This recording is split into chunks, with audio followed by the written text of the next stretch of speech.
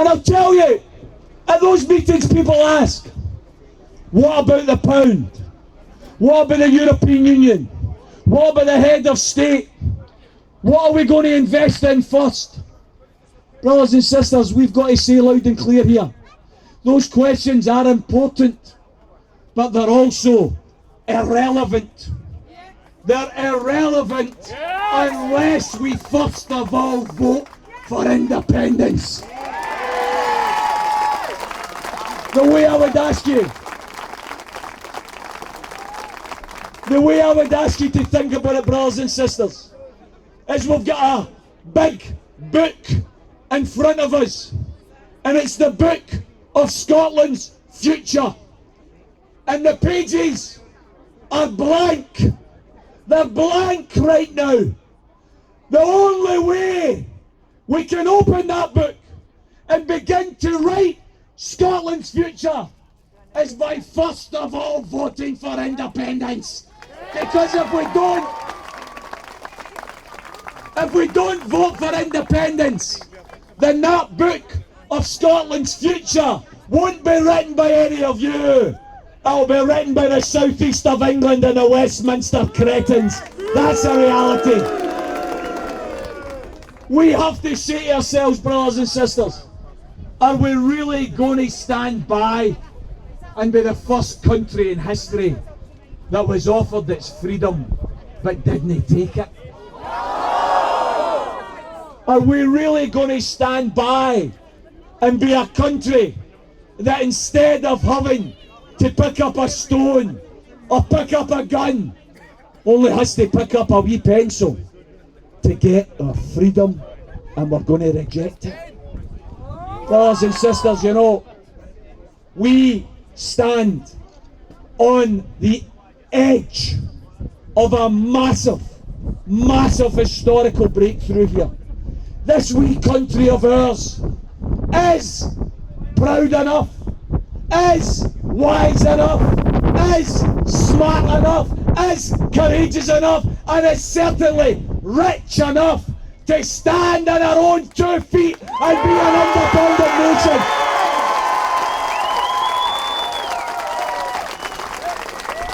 We've been told for decades we're no good enough. Told for decades we're not big enough. Told for decades we're not smart enough. Told for decades we're not rich enough.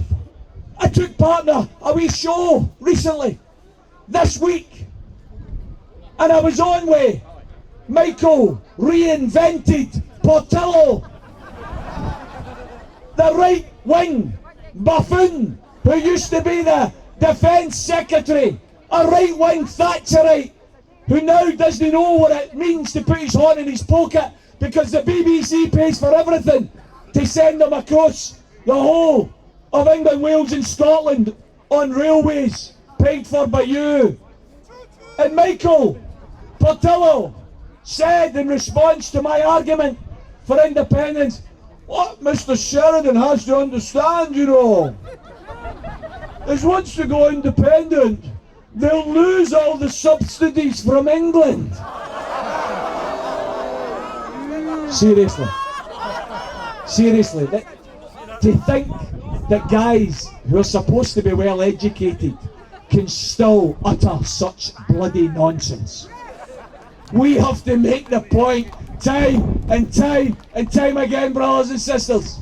Not 1 year, not 2 years, not 3 years, but the last 33 years in a row, this country has been a net contributor to the United Kingdom exchequer. We've put more in than we've got out.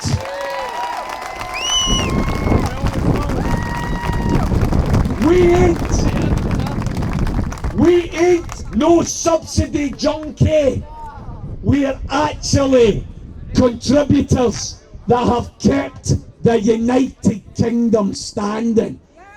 And if you think about it, if you think about these multi-millionaires in cabinet, 29 in a cabinet, 23 of them personal millionaires that attack the poor every single day of the week, attack those in benefits, attack the disabled, attack lone parents, attack anybody that they think they can make scapegoats for their problems, for the causes of poverty and unemployment and social division that they have caused. You think about this.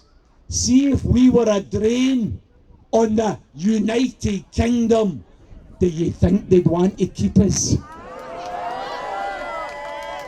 The reason they want to keep us is A, because they need our money, and B, because they want us to keep their nuclear weapons. Brothers and sisters, I personally, as an internationalist, as a socialist, I personally don't want nuclear weapons to go to England.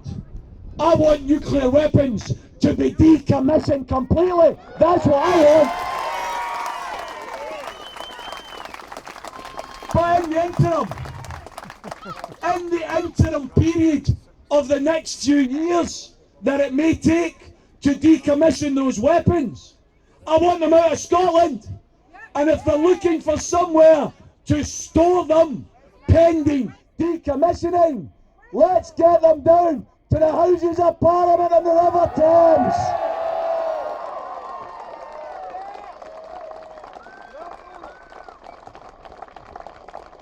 Brothers and sisters, think about this for a moment. There are some of us here who are more mature than others. Some of us here with receding hairlines. The truth is, for the first time actually, it's a real tan.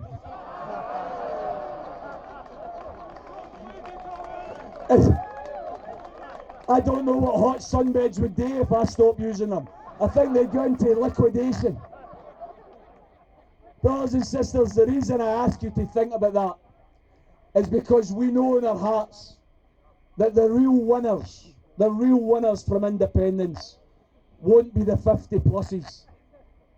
That'll be the 8-year-olds and the 9-year-olds and the 10-year-olds.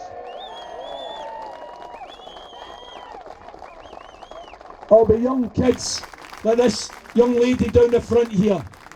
They are going to be the inheritors of a new Scotland, brothers and sisters. And let's paraphrase that great man who made a great speech in relation to trying to conquer rights for the blacks of America. I hope that we in our hearts can build a Scotland, brothers and sisters, that by the time that this young girl here reaches my age, we will have children in Scotland who will say, "Daddy, what was nuclear weapons?"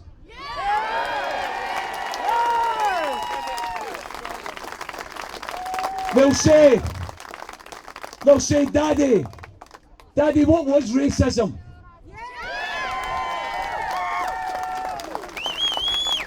And you know, perhaps most importantly of all, because it's the mother of so many of our problems, I hope we're going to have children in a future independent Scotland who are going to say, "Daddy, what was poverty?"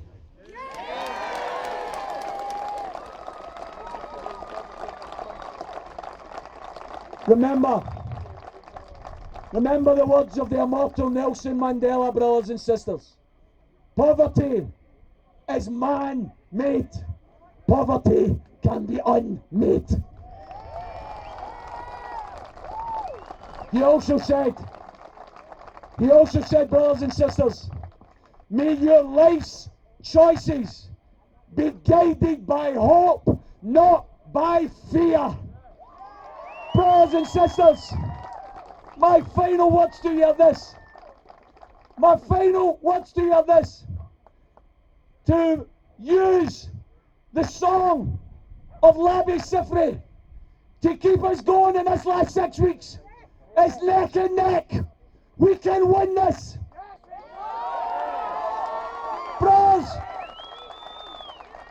Brothers and sisters, when they insist we're just not good enough, when we know better, just look them in the eyes and say, we're gonna do it anyway. Thanks very much.